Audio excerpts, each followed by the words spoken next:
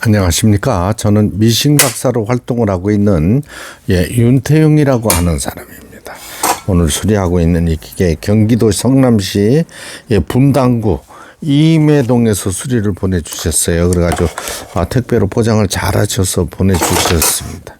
이게는 이제 리카 재봉기로 생산되어 있는 리카 미싱인데 N530이라는 모델이에요. N530. 요 기계는 지금 이제 바느질 패턴 다이얼이 움직이지를 못했어요. 그러니까 요거를 갖다가 이제 컨트롤 메커니즘 블록이라고 그래가지고 블록처럼 생긴 요 기어 박스가 다이얼을 돌렸을 때 정상 작동을 하지 못했던 상태입니다. 이런 부분들이 이제 오래 사용을 안 하면 고착이 돼 있어서 그런 거예요. 그래서 바느질 패턴 다이얼이 전혀 움직이지 않고 제자리에서 스윙윙 소리만 났다 그래요. 그래서 이제 수리를 의뢰해 주신 이런 상태의 기계였습니다. 판매된 지 오래된 기계인데도 아주 보관도 잘 하시고 청소는 잘 해주셨어요. 많은 사용감이 없어요. 그러니까 이 재봉기를 구입을 해놓고 사용을 안 하시고 몇 년간 이렇게 방치해 두셔도 재봉들한테는 치명적으로 아무 기능이 발생을 할 수가 없어요. 작동이 되지 않는 경우가 많습니다. 그 다음에 재봉기를 막 베란다 같은데 습한 데다가 또 보관하시는 분들 계세요. 그러면 결국 안에 습기가 침투를 해서 녹이 많이 나는 이런 기계도 있고, 그래서 또 움직이지 못하는 기계도 있는데, 이게도 사용을 전혀 안 하신 것 같아요. 구입해서. 기계는 이거 지금 한 20여 년 세월이 흐른 기계인데 사용을 안 하니까 이게 안에 기어 박스라고 그래요. 바느질 패턴 다이얼 돌리는 박스 부분이 고착이 다 되어 있는 겁니다. 이러면은 강제로 이게는 이제 수리를 보냈으니까 망정이지 힘이 센 사람이 이 풀이나 이런 걸 강제로 탁 하고 돌리면은 순간적으로 뚝 하고 부러져 버립니다. 요 기계는 가정용 재봉틀인데 공업용 공업용 북토리를 사용하게 구조가 돼 있어요. 아주 특이한 기계입니다. 그래서 옛날에는 홈패션 학원 같은데 많이 납품이 되어 됐던 이런 재봉틀이 되겠습니다. 전체적으로 램프에 불이 들어오고요.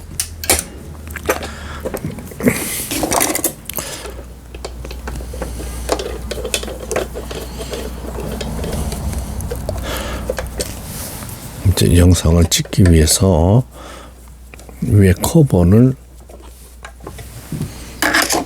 잠가주고 실을 끼워 봅니다. 이렇게 해서 1번 해서 2번 번호가 여기 이제 쓰여 있지는 않는데요. 3번 안에서 바깥으로 요거 실책이 걸어줘야 되는 거고, 그 다음에 위실을 끼우는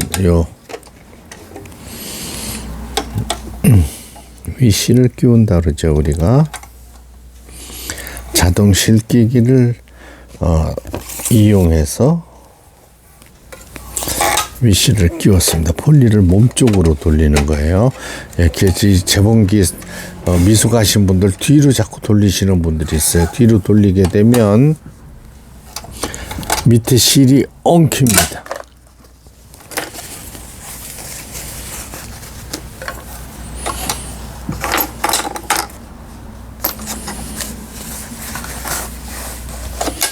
직선 바느질 패턴 놓고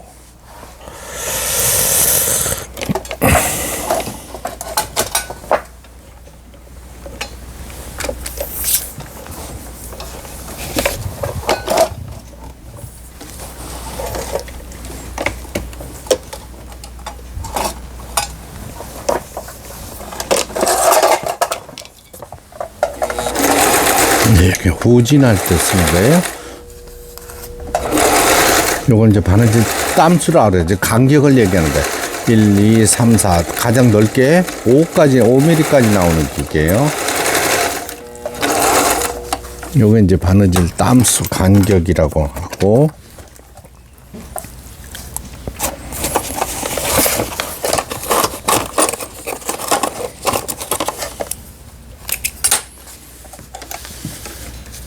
요건 이제 지그재그 폭입니다. 넓게 4, 3 촘촘하게 할 거냐, 지그재그 와이드 폭을 넓게 할 거냐, 요걸 선택해 주는 거고, 요걸 5까지 놓고요. 스티치를 요 초록색에 놓으면은 초록색이 박힌다, 이렇게 생각하시면 되겠습니다. 자, 오버록 스티치, 3중접 직선 바느질. 여기서 가장 많이 쓰이는 게 이제 가장자리 옷감이 풀리지 않도록 해주는 오버록 바느질이 되겠습니다. 다음에 직선 바느질을 한다 할 적에는 빨간 부분, 후진 부분, 윗실 장력 조절기, 중간에 놔도 아주 장력이 잘 받네요. 너무 사용을 하지 않아서 기계 전체가 이제 고착되었던 리카 재봉틀 전체 분해 청소하고 조정을 마쳤습니다. 바느질 잘 돼서 나오네요. 끝까지 시청해 주셔서 대단히 감사합니다. 구독, 좋아요 눌러주시면 더 좋은 영상으로 보답하겠습니다. 감사합니다.